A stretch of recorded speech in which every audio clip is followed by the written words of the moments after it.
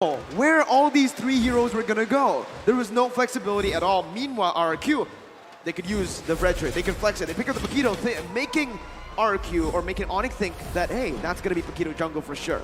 Yeah. And ladies and gentlemen, we're walking to the second game draft. LaFell, break it down for us. Okay, right now I'm already seeing the Joy ban, so if they want, because right now, maybe they're gonna try to open up carry, but they should try to get carry, or dare I say, even Beatrix first, because Beatrix, there are ways to counter, but because the Joy has been banned, it's gonna be a little bit safer for CW to stay behind and not getting like harassed.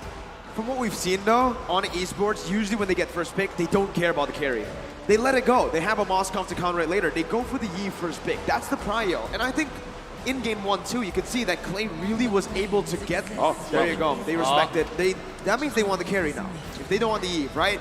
Now RRQ are forced to either ban the Kaja, carry. And there are a lot of other choices. Fanny is still available, right? Fanny, you're and right. we all know how scary Kyrie can be on the Fanny. It's Fanny, Kyrie, Kyrie, Fanny. It's one of those two words that go back hand in hand. Or Candy, Carry, I don't know. The whole point is there are a lot of good characters available. Kaja, Carry, Grok, Valentina. I mean, like, you have to think about what do you ban, what to take. I mean, if all of those options are open, might as well just open all of them, because for RRQ, I kind of feel like, personally for me, their prior really should be the Kaja, because if Vin gets a hero where he can comfortably engage, that is a difference maker. And I guess it's like, maybe, no, he understands. RQ wants the Kaja, and if RQ wants the Kaja, ONIC can take the Kaja. So it's like, let's not ruin it. And there's a lot of things open. Faramis was not in our conversation. Definitely not, man. I mean, it was banned out by RRQ in game number 1, knowing how ONIC Esports utilizes the Faramis in the match against the Valley. It was insane, right? Yes. But here, with the Faramis picked up, we're leaving a lot of crazy heroes open. The carry, the Fanny. And also, with the Eve being banned away, Faramis just seemed to be a much better choice, right? Because Eve actually counters so many characters in the game. And also Faramis is really good against carry. Faramis is really afraid of high AoE burst damage, like Brody, like Irithel. But against carry, who's more single target, like it's one of the things that just, okay, I can run you down, and you all of a sudden you have to change targets. All at the same time when you change targets for your passive, my entire team is running you down, right? So here we go, let's see. We have Hilda, we have carry being taken out by RRQ. I want to see the next two picks for ONIC, because if you have a Faramis, if this is going to be a Faramis mid lane, building a little bit of damage, right? It could be a possibility where they just dive in, get something like a Lunong's jungle, an Amon jungle, anyone that can go in and burst, because if Faramis can prevent you dying once, you could have the initial big burst of damage and have someone clean it up, because that's what they did yesterday. Yeah, and also, by the way, Fanny's still up. I think they need to pick up something like a Grok here. The Fanny's going to be way too hard to pull off up against Hilda here. So I think picking up a Grok would be dope. They go for the Grok and they go for the Beatrix, taking it away. Well, they don't need to take it away, but securing CW's pick in the first phase, knowing that RRQ will probably try to nail down that gold lane hero pool. Now, I just want to say that, just to show you once again, RRQ is prepared for this draft, right? They picked the Hilda, which counters all your jungle assassin. Yeah, you can go ahead and take that, but we're going to use the same style to actually just like, here we go, the Valentina. That's a good pick. That's an amazing pick. That's a very good pick against the Grok. Now it's like, you're not seeing, I like your skill, can I borrow it? Let's see who gets the better ult here, because RRQ right now, very good draft. The only way I can see ONIC for now, like kind of countering a little bit, is if the Hilda goes in a little bit too deep and then just use the Shadow Stampede to pull it back into the mid lane turret. And now guess what? RRQ are going to ban the utility junglers, right? Yes. They want to play an assassin. They want Kyrie to play an assassin too. They have a Hilda that's built to go up against assassins. Now you might see a Barat's ban. You might even see, I don't know, what else does Kyrie play? Fredrin? I have never seen him play Fredrin. The Fredrin has been banned earlier. So they go for the choke first. And I think after this, we're going to see that Barat's ban. Because with it makes a lot of sense, right? They want to take away the early game aggression that pair with the Faramis, that can help Beatrix get to the late game. So with the Chow ban, it's very logical. And I think the next ban might still targeting the support the roam position, you know, because they really want to make sure that, okay, if you pick anything to help the early game, nah, it's not allowed. You know, assassin, we don't really care. We already destroyed their assassin last game, which is the #1 high boost that we know in 4. You know, but it doesn't matter. You can pick anything you want. We have the Hilda. We have the carry. And by the way, if carry gets to the late game with the Wind of Nature, it doesn't matter what assassin you play, right? Here we go. Skylar set the record in M Series for the highest number of kills. 17 opponents playing Beatrix and M4. So this is the highest record in M Series history. In a single game. In a single game, Wow. 17, that is a lot. And actually looking at the draft, just the first two picks of RRQ, let's talk about this. The Hilda can counter the assassins in the jungle, so you want to go for a little bit tanky. And then you got the carry. You're kind of like countering both sides of it. It's like, if you pick Squishy, you're going up against the Hilda. If you pick Tanky, you're going up against the carry. And then now, with the Valentina, moving forward, any big ults that's changing the flow of a team fight, the Valentina has access to that as well. The way that RRQ is drafting, they're setting up to counter almost everything that ONIC could dish out. At the same time, it's just what RRQ has is a balance, like you said, right? Tank, we can counter a tanky, we can counter a squishy, but you have to be worried about, okay, if they dive, at the same time, who's going to protect the carry in the backline? You know, we know that Kyrie like to play assassins. If they dive onto the carry with the mechanics, there's a good chance he will get the carry kill. Whoa! Wow. Okay. Charisma pick for RRQ Hoshi. Is that the first time? No. 3 times it's been picked up at M4. Knockout stage? I think, yeah, first time in the knockout stage, right? I do believe we saw these 3 picks in the group stages. But now on esports, how do they respond to this? They need, I mean, technically the Grok can be a roamer now, but honestly, looking at this composition, RRQ have so much lockdown, but very small range, right? Very short range. ONIC Esports needs to either outrange them or play the long game. They need to be able to maneuver around RRQ. They need to be able to bait out a lot of these abilities. Something mobile. Maybe for a roamer, they can pick something like a Diggy.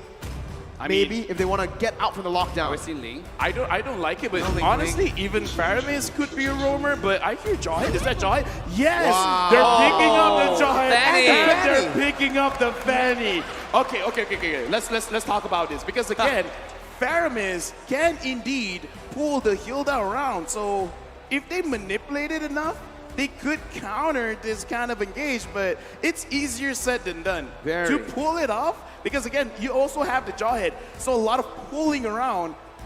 It's high mechanics, but if they can pull off, I mean, come on, this is the World Championship, right? Yeah, it's gonna be fun to watch for sure. Come on, it's Ling time. Yeah, it's Ling time. You know, the thing is, like, it's gonna be hard, right? Just like I said, and also with the Hilda, his job is not to really dive onto, right? He's more scout.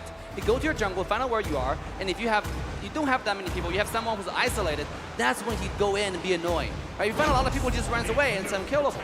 Okay, so right now, like, okay, we see the box epic, but I'm just gonna say, during the group stages, talking to Coach Aldo, he said he actually wanted to pick up the Jawhead to fight against the Hilda, but the players were like, we're not that confident. Whatever happened between group stage and now in the knockout stage, where Coach Aldo says Jawhead, and then they're like, you ask for Jawhead, you get the Jawhead. So this is one of their secret strats to go up against this high engage kind of composition. Now, I like the Jawhead. It's the first time showing up, right? Yeah, 4 M4. debut. Overall. And that's so good because we like flexible draft. We see Moscow coming out and winning, right? We see Luna Jungle coming out and winning. Jawhead coming out, this might just be a successful debut, ladies and gentlemen.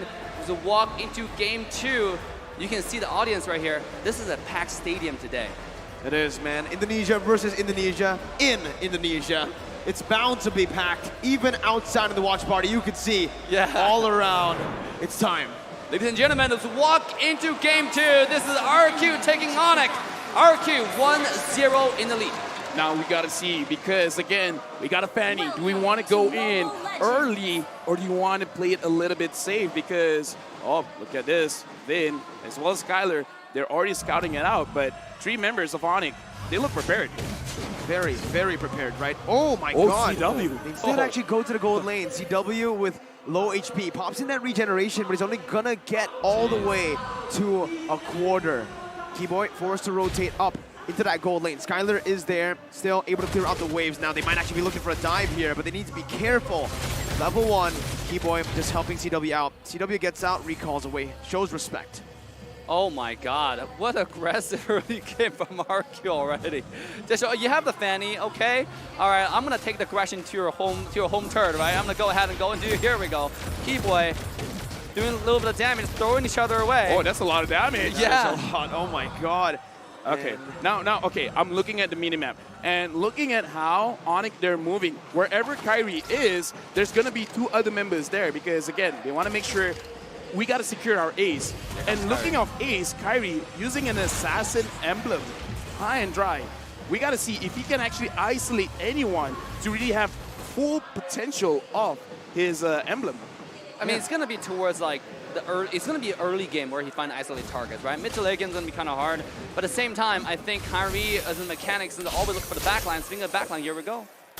Kyrie already with that purple buff, looking to go for a few kills early on. That's the main reason he went for the high and drive. Now it's going to be Sans who's going to be caught out. Albert finds him with a shield unity, and Clay picks up first blood in the mid lane. Unfortunately, but Clay took a little bit too much damage.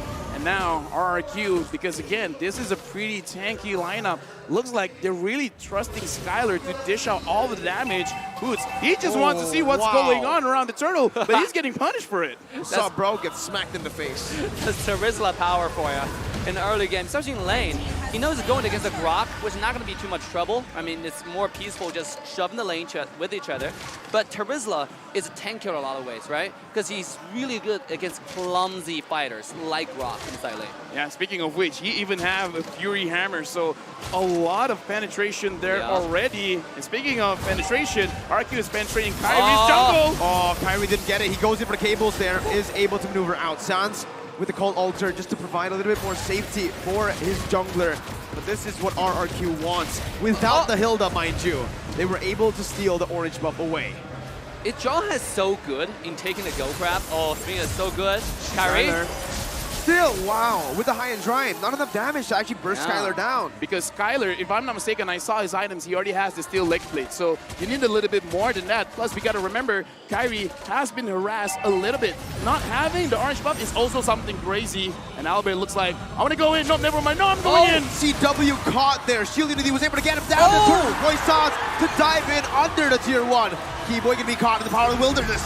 And that's Bin who picks up another. Sans trying to find what he can, but it is all RRQ in the first 3 minutes. What a beautiful dive from RRQ topside, getting the ultimate, synchronizing the tower dive, and no one lost HP after that. I mean, that is crazy. Here we go. I don't know about this. Kyrie gonna be stunned up again. Kyrie! Still able to get out, but RRQ are gonna take everything in his jungle. Literally everything. The purple buff just spawned in, and Albert is going to be feasting on it. Has the retribution. Shot comes in by Boots, and in the back line, R7 is going to be able to jump onto CW. ONIC Esports with the Cold Altars. Kyrie jumps in onto Albert. 1 HP. Kyrie with the cables, not able to manage that just yet. CW, 1 HP! Does he get out? Does he get out? He does not. R7 picks him down. 2, 3 for 1. RRQ a little bit too aggressive there, diving into the blue side when Fanny already came up.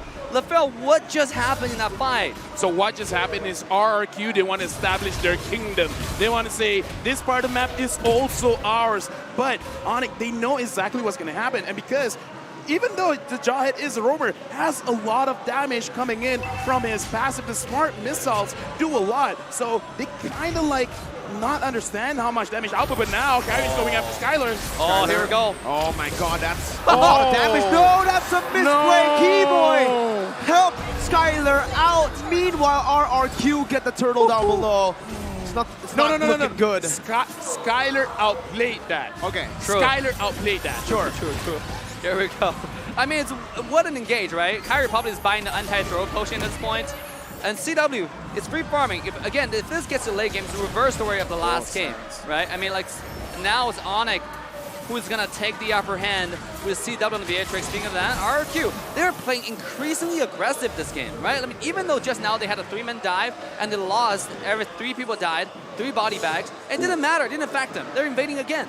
Let me just say, looking at the gold on Kyrie, 2.5K. The only one lower than him is the Jawhead 2.2. This is not a good start for Kyrie. And as I thought, yes, Skylar does have the steel leg plates and is on the way to create his own warrior's boots. And now Clay and Vin, they're saying, this is our kingdom. You will be banished from here. And they are doing very well at that right now. Kyrie, 2 levels below. Albert as he jumps in for the shield unity now. Trying to look for some space. Jumps in, gets the stun down, and that's going to be R7 finds it as well. It is not going to work out for the side of RRQ that much. ONIC, I mean. burst. The ejector wasn't there, properly set up by ONIC. And RRQ win! Almost gets a solo kill. It's going to fall in the end, but it's only an execute. Oh no, ONIC! Oh no! RRQ are dominating this game. They're dominating last game. They're dominating this game. We talk about they did their homework. They know completely how to counter Kyrie's playstyle. They know this guy too well. I think they scrim too much against each other. What happened here? What's going on? Why is Kyrie not being effective this game? I mean, this just shows to all the kids watching at home, study hard. Homework can prepare you better for the future. Just look at RRQ. The way that they've been controlling is they get the pressure onto the lanes. Once you control the lanes, no one will stop you going into the jungle. And once you go into the jungle, bring 4 people in. This is almost like an Ube strat. And now, look at Boots. Like I said, if you're squishy, you're going after the Finn. Finn's stopping you. And Skylar's stopping all the tanky people all the way. What are you supposed to do right now if you're on esports, right? Everything is going the wrong way. RRQ, they're dominating the jungle. They're dominating the gold lane, mid lane, even the XP lane. I think the only choice is for CW to really just settle down and farm, right? Kind of like what Skylar did last game, and he just need to stay low and start and get in those farms. So right now, he's not getting it. He's 1-3-1, and a lot of it credit to RRQ's early game aggression, right? And I know Skylar needed CW to farm. Oh, here we go, the throw. That's the ejector by Keyboy onto Vin, but with the sprint, Vin's gonna be able to get out of that one. Kyrie finally finding some trades down, but the purple buff is going to be stolen away from by Albert. The Stampede not doing enough. Boots with a defensive wild charge to get out will mean that RRQ are still successful. They're saying, hey, you can take a turret, but we'll constantly just be doing that onto your purple. Vin ejected back again, but the gold altar comes in by the Valentina. Sans a bit late onto his own gold altar. Kyrie tries to jump into the back line, but it's not going to be able to find his target. Skylar just gets out, and again, it's RRQ having a say in everything. RRQ, the way that they fight is a front to back. So ONIC has to find a way to come to the side. My God. But look at this when Albert is just securing everything. Let's look at the difference. 4,200 for Kyrie. 5,800 for Albert. Look at the difference. 6,300 for Skylar. Not even 5,000 for CW. Look at the deficit here. And Vin, he's looking for more. Here we go. The Hilda, the ejector now with unstoppable force as well. That's going to be the wild charge on the back line. Skylar is going to fall. CW's going to be able to pick up that kill. Picking up a double kill before the penalty zone comes in. A double kill for Albert as well. A triple kill for the utility jungler. What? He's the utility jungler, but he found 3 on the board with no Skylar. We all thought that ONIC would win, but no. Albert is here as well. I mean, like I said, their front to back is really good. You got to come from the sides, and they were able to do that. But once they got down, it's like all of a sudden Albert's doing too much damage, and looks like CW is still not ready yet. And even though the Lord is secure, but it is just an elemental Lord. But I gotta say, CW found 2 kills last fight, right? I mean, that's gonna help his farm tremendously. This guy needs his items. Once he gets the item, if Albert goes in, he get one shot at possibly. If Win goes in, he get one shot at possibly, especially with a double throw combo, which is mentioned at the beginning of the game with the draft. The question is RRQ going to find those kind of dive again and give ONIC the opportunity to come back? Because right now it's really RRQ's, it's in their hand, within their control, what they want to do. I kind of feel like this is the moment where they actually can, because RRQ, you know what they're going to do. They want to get your turrets. And speaking of ways, Skylar again not getting chunked down. That hurts, man. When you use your cables with the cutthroat too, and it only does that much, it can be regen all the way up by Skylar. Not even lifesteal, regen. That's when you know you're behind.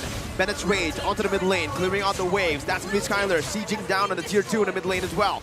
RRQ looking to crack the space open with Lord in the bottom lane.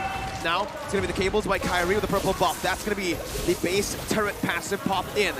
Lord taken down in the bottom lane. RRQ looking for something right now as Kyrie's going to be able to dodge away from the shield unity. 8.4 thousand gold lead.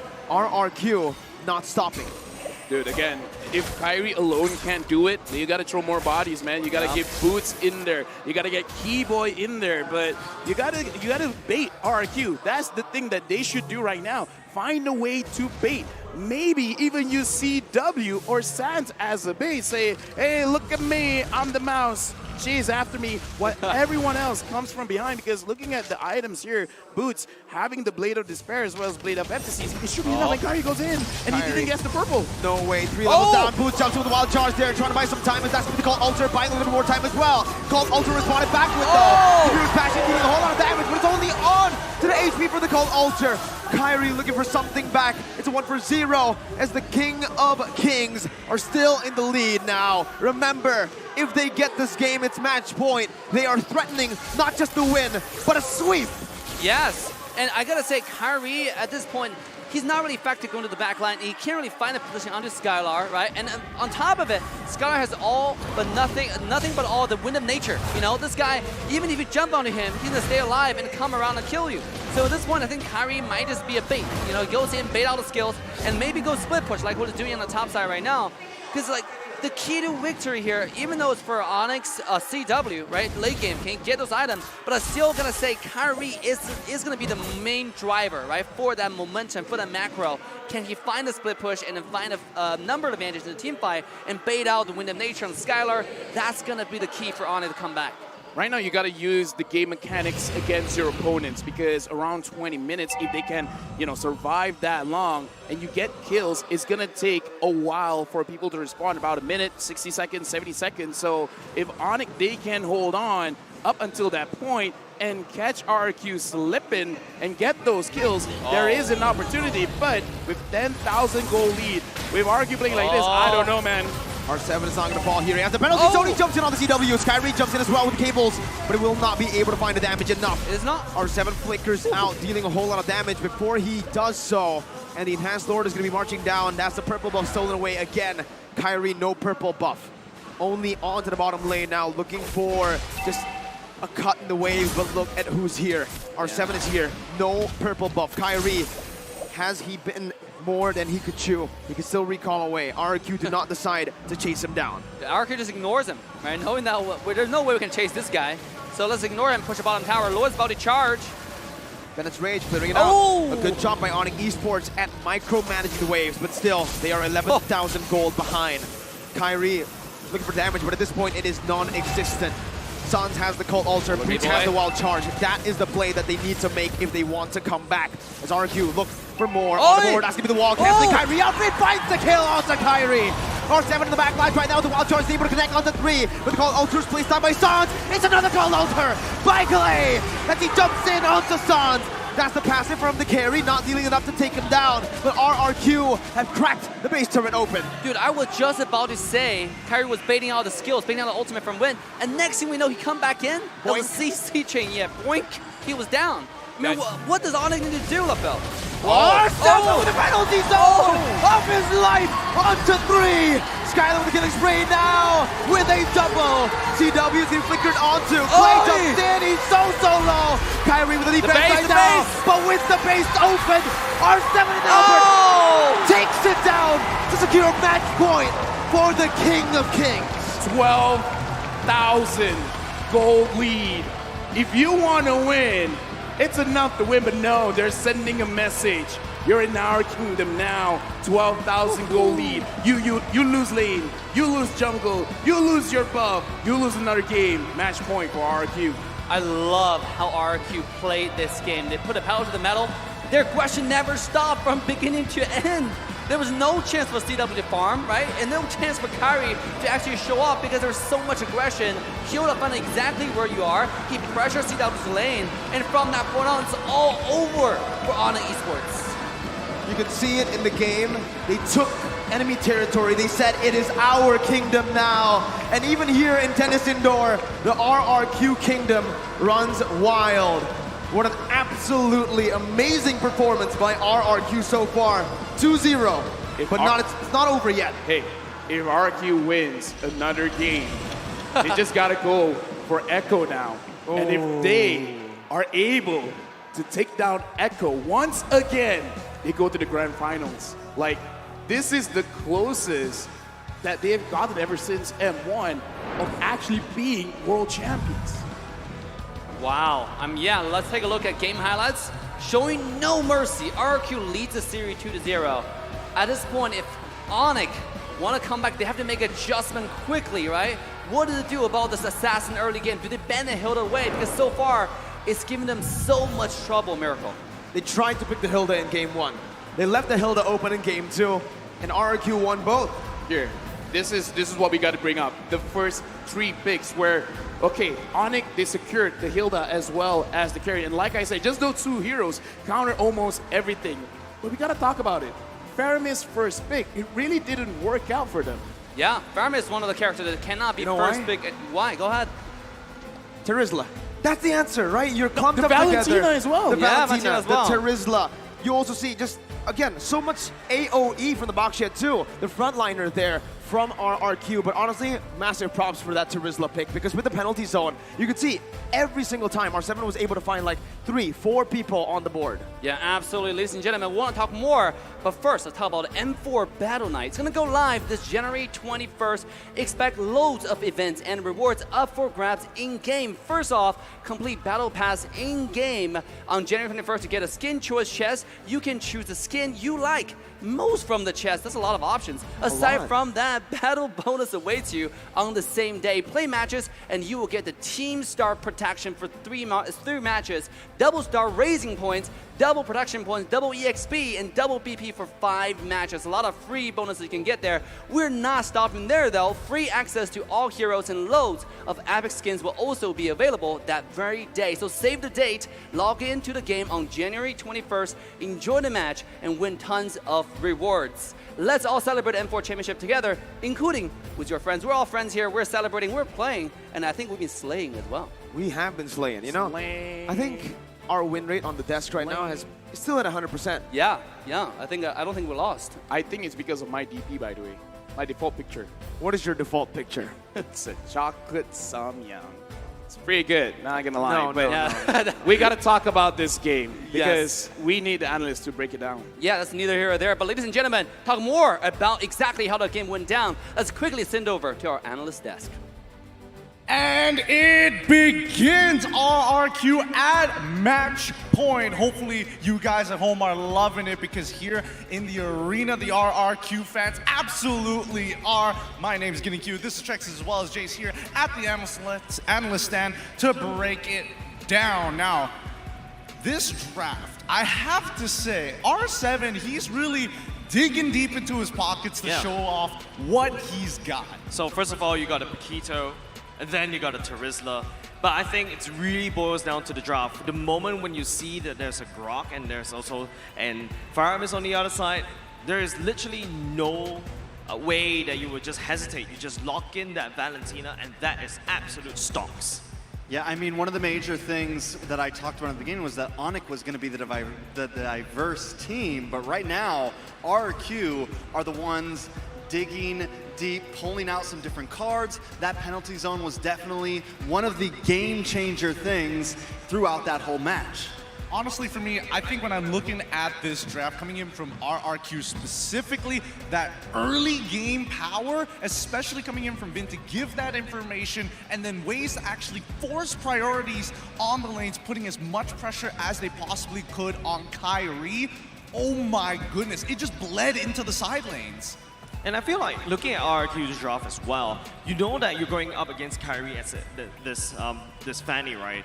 What you can do is you can match that movement from one lane to another equally like a boxer. This is like literally 2 seasons ago kind of draft. Another important thing to point out is R7, an item that you don't really see very often in the current meta, that Bloodlust Axe. And then we take a look at everything on ONIC's side, nothing to deal with it, not one Dominance Ice, not one Necklace of Durance, no answer. So he has the ability to dive in and not get shredded down. And even more so, he bought the Queen's Wings just to be even greedier. So even if you did get the Dominance Ice, put me low, I've got a deadly passive that keeps me alive longer than I should, and I will make you pay for it. But overall, I think the difference maker that both me and Trex were hoping from ONIC is supposed to be Keyboy on this Jawhead.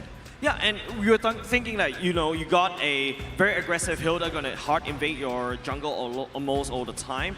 A Jawhead does have a lot of early game damage. You saw it in the early part of the game. You saw Keyboy almost was able to put down Vin, and Kyrie, I think, it's a little bit too early for him to activate. And I think ONIC's draft, in terms of the early game, just unfortunately didn't pop off. So when it goes to the later part of the stage, that's when RRQ already scale, especially if they have a carry, and that's when everything just starts to crumble. You know, I want that Jawhead to work so bad. Every time I see a team pick it, I'm like, man, theoretically, on paper, it sounds like it's supposed to work, but every time, it just kind of flops. It did. It kind of did. Maybe there could be a couple of adjustments, but for now, let's have a look at our MVP of the game. Coming out, it's Albert on his Bossdejhie.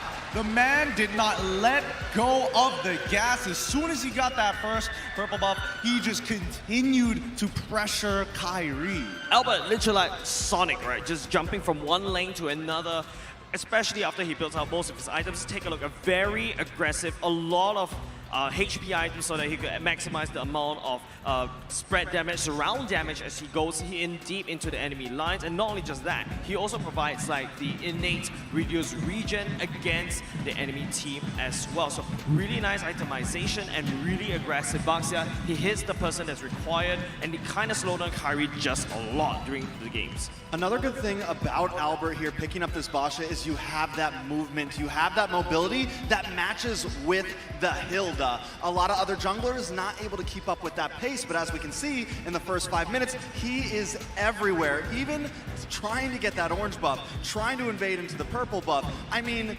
just completely dominating. It kind of goes into Albert's style of aggressiveness, but still keeping him bulky and tanky. I think it's a solid plan, but the efficiency that Albert was playing it with the rest of his team was rather incredible because he's allowed to do these moves with the help of your side laners, and even though he's by himself, sees, oh, I can't steal away this buff, Kyrie goes to the opposite side of the map. Instantly the call is, let's initiate on the bottom or the top side, depending on where he is. There's just so much impact, and it feels like he's not wasting his time rolling around. Yeah, and if you notice the impact that Albert did, mostly is just all around the side lanes, not a lot of emphasis on the mid lane, right? They won via the side lanes, and it's very apparent. But let's take a look at the MVP highlights right here. I want to see exactly how, you know, Albert rotates around. Especially, look, it's just always hard invade from the side of RRQ. ONIC doesn't really have that tempo, and by the time it lost tempo, especially in the early parts of the game, RRQ just scaled out of control. I mean, and look at this. The early game already fell into RRQ's hands, and I think at that point, ONIC just straight up can't come back from this. Most definitely. And Clay in the early phase took such advantage of taking away Son's Cold Altar, and they're able to really push into that gold lane. We saw it literally in 2.5 minutes getting a pick onto CW, but as this match goes on, towards the end, they get a huge gold lead, and they know they can press their advance right there. Even with the wild charge knocking up, there's nothing that ONIC can do. Not even the Sky King Kyrie was able to take them down, and this is where, you know, everything just gets wrapped up. I totally agree with you. I think, you know, play on the Valentina is just insurance that every play they make is going to work. And, you know, that's